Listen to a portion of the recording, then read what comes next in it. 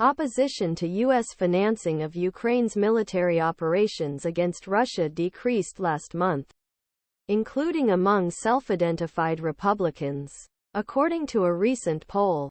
In a November poll by the Associated Press-NORC Center for Public Affairs Research, 45% of Americans said the government was spending too much on aid to Ukraine, compared with 52% in October. The AP-NORC poll also showed that 59% of Republicans oppose Ukraine aid, while a month ago 69% of Republicans opposed providing military aid.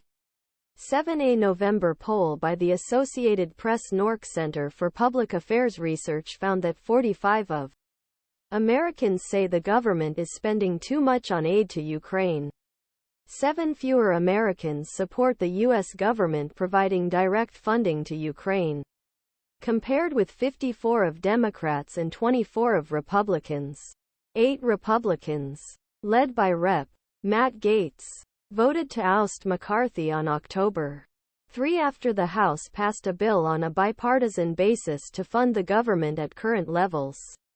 Through November 17, Gaetz accused the former speaker of making a secret side deal with President Biden to get more funding for Ukraine's military efforts after McCarthy pulled more aid to Kiev from the bill passed.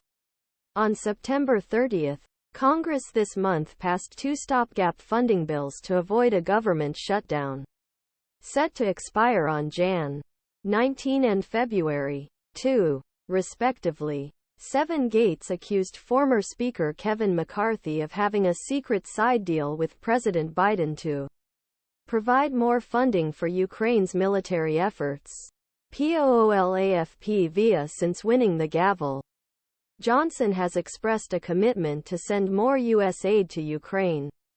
Although some accountability measures are in place, the United States has sent $113 billion so far to President Volodymyr Zelensky's war-torn country. And Biden in October asked Congress to pass another $61.4 billion for security aid. Annoyed by hard-line Republicans, Johnson and other GOP lawmakers have stated that any aid to Ukraine would be contingent on more border security funding. This was echoed by a chorus of Republicans in the Senate. U.S. sends $113 billion to President Volodymyr Zelensky's war-torn country. Biden angered Republicans in October by asking for another $61.4 billion in security aid.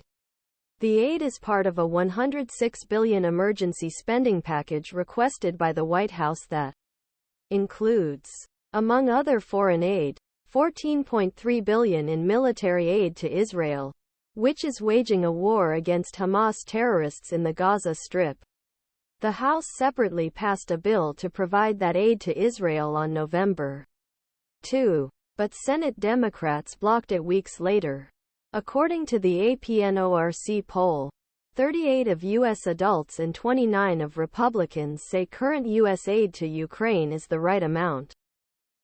Defense Secretary Lloyd Austin visited Kiev on Monday and said defeat of Russia's military mattered for rest of world and that United States would continue to support Ukraine for long term.